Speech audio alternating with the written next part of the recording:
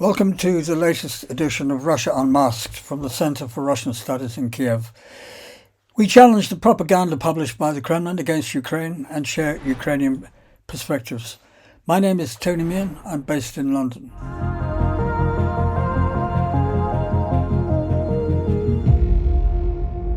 Russia's war of aggression, as of today, the 24th of February 2026, has continued for 4 years. 1,462 days. Let's say a prayer for Ukraine. Long may she survive, endure and prevail. We're going to discuss the 4th anniversary of the full-scale invasion and also the 12th year of the annexation of Crimea. 24th of February 2026 marks the 4th anniversary of the Russian full-scale invasion of Ukraine. A war between a small nation of 43 million citizens defending itself against a nuclear superpower of 145 million. Millions of dead, both military and also civilian, cost trillions of US dollars, leaving massive destruction and many, many war crimes. Despite this, Ukraine and its people have shown Russia is not the superpower the world believed it to be before the 24th of February 2022. This has been achieved with the outstanding support of military equipment, intelligence, training and funding by members of NATO and the European Union. Without that support, Ukraine would now be a Russian province. To understand this unlikely, and may I say unexpected military success, one must remember Ukraine's history. For centuries, we are talking 800 plus years, Ukrainians have defended themselves against the Russians, Polish, Tatars, Ottoman Turks, Germans and others more than once, and they have remained strong, determined, independent and Ukrainian. It's as though it is in every Ukrainian's DNA.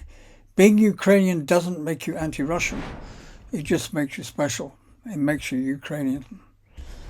In his recent paper reviewing the past 4 years, my colleague here at the Center for Russian Studies, Dr. Denis Bohush, who's also a member of the Ukrainian military service, he wrote a paper and he said, war is always bad.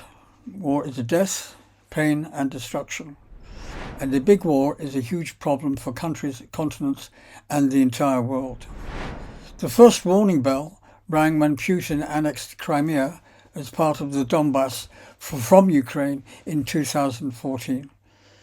It was not a noticeable problem for the leaders of the civilized world. It was a local conflict somewhere in Eastern Europe with almost no impact on the economy or security of Europe, or the world for that matter. That's what almost all European and American politicians thought at that time. They helped a little, expressed concern a little, and they were a little nervous. The second bell rang in February 2022. In a civilized modern Europe, the full-scale Russian invasion of Ukraine took place with the support of a third country, Belarus. Missiles, bombs, tanks, landings, rapes, murders, everything. A classical, conventional war that no one believed would ever happen, but it did, and it is happening right now. Did the world jump at this time? No. Again, helped. Did it show concern? Yes, a little. The Second Army of the world attacked a small, weak Ukraine. 3 weeks, and that was it. Ukraine will fall. That was the general conception at that particular time. Many thought it will pass us by. Russia will not attack NATO. Never. The USA and NATO are orders of magnitude more powerful than the Russian Federation, both economically and militarily. Today, here in 2026, Europe is now counting how many missiles and shells it has. What to do if Russia launches a conventional attack? Europe has recorded thousands of Russian reconnaissance flights and combat flights over its territory and stays silent. Not only drones but also missiles have already killed citizens of NATO countries, Poland particularly. They don't show concern, they don't summon the ambassadors, they don't hand over notes of protest. The United States is now considering how to jump out of NATO's Article 5 in order not to participate in the war in Europe, should it happen. The United States is thinking about withdrawing from the United Nations. It has already created a board of peace under the eternal leadership of Donald J. Trump, who has allowed the START treaty between the US and Russia to end with barely a whisper. And in less than a day later, claim the need for a new agreement with Russia. Make up your own mind on that. In the past year, the United States has turned into a country of territorial claims. Greenland, Venezuela. The world has changed. Rules have changed. War has changed. And talking about war, there is a different war that's going on at the present moment that has been going on in Europe. That is the hybrid war. It's new, it's relevant, and it's an already tested tool of the Russian geopolitics. Everyone is still afraid of Russia, but not as the second army of the world, but as the bad owner of nuclear weapons on rusty Soviet carriers. However, in the hybrid war, Russia is very powerful, especially in Europe.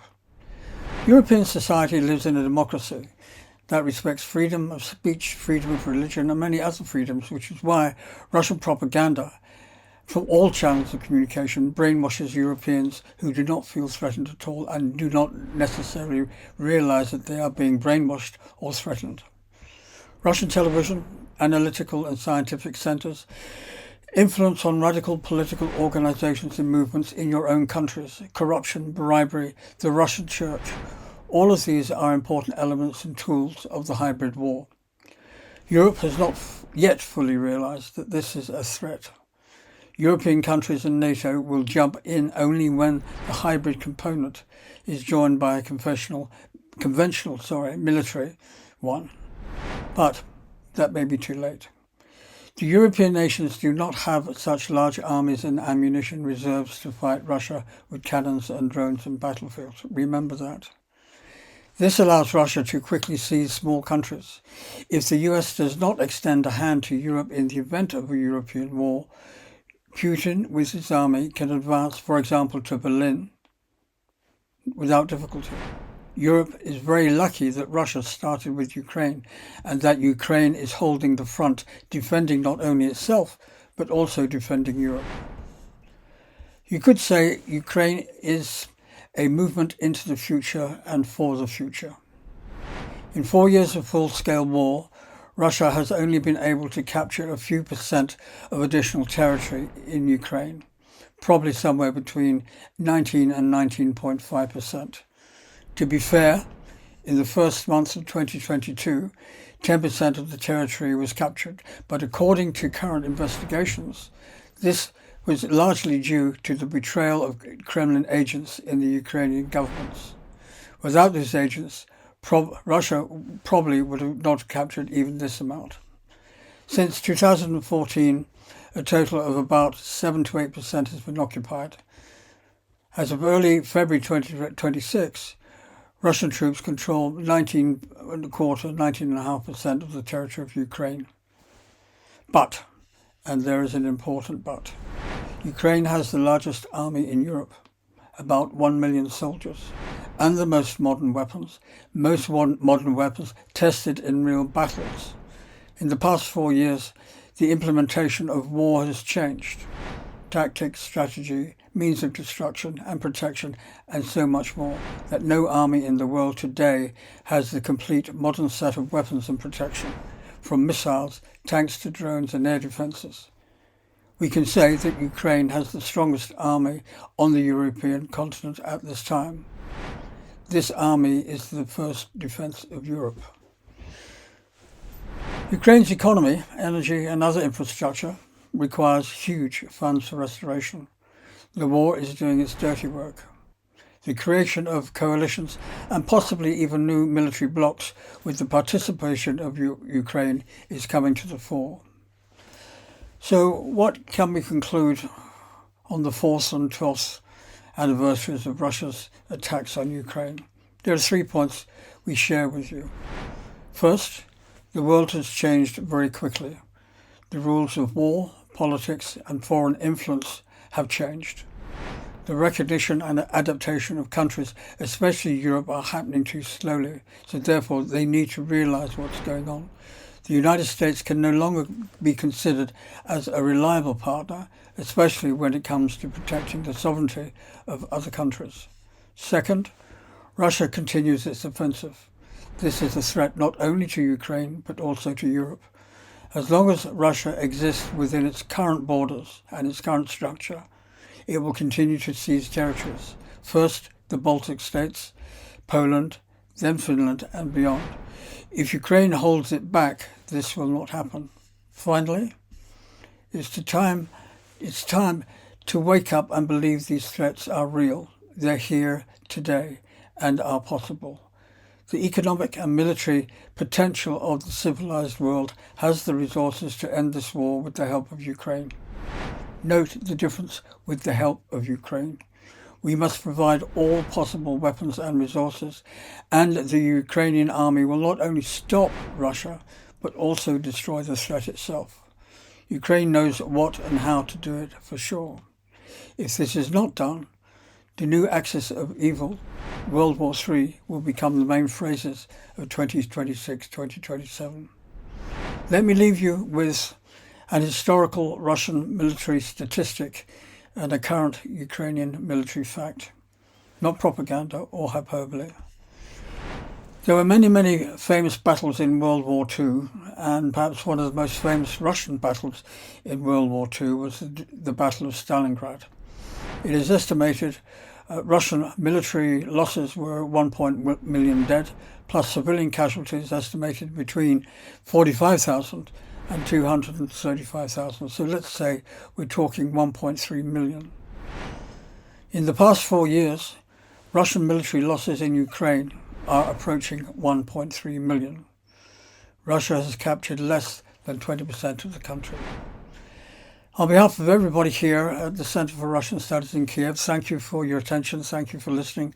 Please share this podcast with your friends and family and those you think who might be interested in it. As they say, Slava Ukraine, and also, as President Zelensky says, Ukrainians are here, were here, and always will be here. Thank you for your attention, and more news from Russia Unmasked shortly.